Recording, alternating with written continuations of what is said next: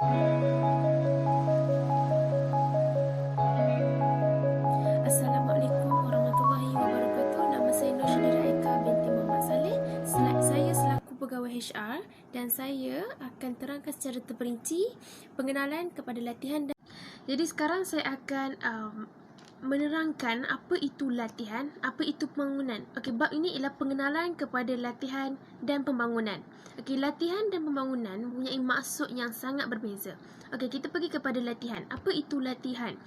Latihan itu merujuk kepada usaha organisasi untuk memberi pembelajaran kepada kompetisi yang berkaitan kerja. Okey, apa itu kompetisi pula? Kompetisi ialah PKK, secara ringkasnya PKK, iaitu P ialah pengetahuan, K ialah kebolehan dan K keupayaan. PKK, pengetahuan, kebolehan dan keupayaan. Okey, setelah kita tahu apa itu PKK, kita pergi pula kepada pembangunan. Okey, pembangunan ialah tujuan ialah untuk meluaskan PKK. Apa yang kita cakap ni pengetahuan, kebolehan dan keupayaan. Ini melibatkan pembangunan kerjaya. Okey, pembangunan kerjaya menjadi mahir serta seseorang yang berpengalaman. Itu pembangunan. Okey, pembangunan ini kebiasaannya untuk jangka masa panjang. Okey, dan latihan pula ialah untuk jangka masa pendek. Itu ialah latihan. Okey, so dua perbezaan terdapat di sini. Yang kita dapat ialah pembangunan jangka masa panjang, latihan jangka masa pendek. Pembangunan ialah untuk meluaskan PKK, iaitu pengetahuan, kebolehan dan keupayaan. Okey, setelah kita tahu perbezaan dua itu latihan dan pembangunan, kita pergi pula kepada peranan dan kepentingan latihan dan pembangunan. Okey, kepentingan ni ialah pertama, meningkatkan produktiviti pekerja. Kedua, meningkatkan kualiti produk. Yang ketiga, menjimatkan kos dan pembelanjaan penyelenggaraan apabila kecekapan ditingkatkan dan kurang kesilapan. Dan yang keempat, meningkatkan motivasi dan kepuasan pekerja. Yang kelima, mendedahkan pekerja kepada pengetahuan dan perkembangan teknologi semasa. Itu peranan latihan dan pembangunan. Okey, seterusnya kita pergi kepada pembentukan dan pelaksanaan program. Okey, langkah-langkah dia. Langkah pertama ialah menganalisis keperluan latihan. Langkah kedua, menetapkan objektif.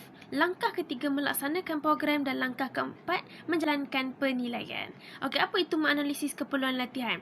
Okey, pengurusan sumber manusia perlu mengenal pasti sesiapa yang memerlukan latihan dan jenis latihan yang sesuai untuk diberikan bagi mencapai matlamat organisasi. Okey, yang kedua ialah menetapkan objektif, iaitu objektif latihan yang ditetapkan mestilah jelas dan khusus. Ia juga mesti boleh dikuantiti sebagai objektif yang boleh diukur untuk membantu penilaian latihan. Okay, objektif juga berperanan untuk pelatih faham apa yang dijangka darinya. Yang ketiga ialah pelaksanaan program. Okey, pelaksanaan program latihan melibatkan beberapa langkah seperti memilih pelatih dan jurulatih, menetapkan kurikulum latihan dan kaedah latihan, tempoh masa dan penjadualan, dan serta menentukan tempat serta pembelanjaan latihan. Okey, dan yang terakhir penilaian program. Okey, selepas latihan dilaksanakan, program mesti dinilai keberkesanannya untuk menentukan sama ada mencapai objektif ataupun tidak. Okey, kita pergi kepada bab seterusnya, pembelajaran versus latihan. Okey, latihan dan pembelajaran adalah konsep yang berkait rapat antara satu sama lain.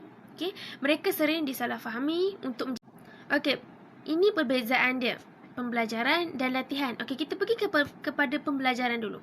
Pembelajaran adalah proses seseorang yang aktif terlibat dalam beberapa aktiviti di mana individu itu diilhamkan untuk memperoleh kemahiran, dan yang keempat adalah strategi pentadbiran pelaburan.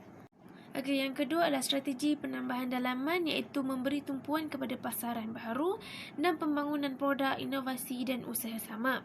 Yang ketiga adalah strategi penambahan luaran yang lebih tertumpu kepada marketing. Okey, iaitu memberi tumpuan. Yang terakhir adalah strategi pentadbiran pelaburan, iaitu strategi pelaburan memberi tumpuan kepada pembubaran dan penjualan perniagaan, iaitu lebih kepada kecairan aset. Okay, yang seterusnya adalah model penganjuran jabatan latihan. Terdapat 5 model, iaitu model fakulti, model pelanggan, model metrik, model universiti korporat dan model tertanam. Okey, model yang kedua adalah model pelanggan, iaitu mesti mengetahui secara keseluruhan, tidak seperti model fakulti yang tertumpu kepada kepakaran tersendiri. Okey, yang ketiga adalah model metrik, iaitu berkenaan dengan pakar dan sesuatu bidang serta fungsi perniagaan. Yang ini gabungan antara model fakulti dan model pelanggan. Okey, kita pergi kepada ciri-ciri organisasi yang mempengaruhi latihan. Pertama, sokongan pengurus. Yang kedua, peranan pengurus. Yang ketiga, peranan pekerja. Yang keempat, unit perniagaan integrasi. Yang kelima, kehadiran global. Dan yang terakhir, syarat perniagaan. Okey, ciri yang kedua adalah peranan pengurus. Yang ini majikan menghantar pekerja ke kursus. Okey, yang kedua adalah menetapkan pekerja dengan kursus yang sesuai. Yang ketiga, mengaplikasikan latihan dalam pekerjaan. Okey, itu peranan pengurus. Okey, ciri yang ketiga iaitu peranan pekerja. Ini pekerja mengaplikasikan latihan ke dalam kerja dan berkongsi ilmu dengan pekerja lain. Itu peranan pekerja.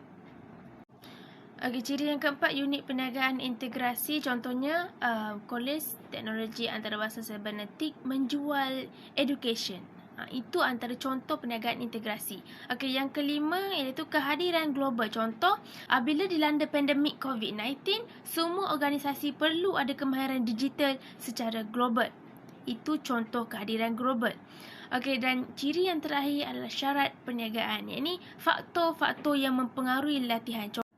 Contohnya mendapatkan ISO, polisi syarikat, dan yang terakhir misi dan visi government, ini kerajaan. Okey, sekian, terima kasih kerana menonton. Itu sahaja penerangan berkaitan dengan pengenalan kepada latihan dan pembangunan, pembelajaran versus latihan dan strategi dalam latihan. Sekian, terima kasih. Assalamualaikum.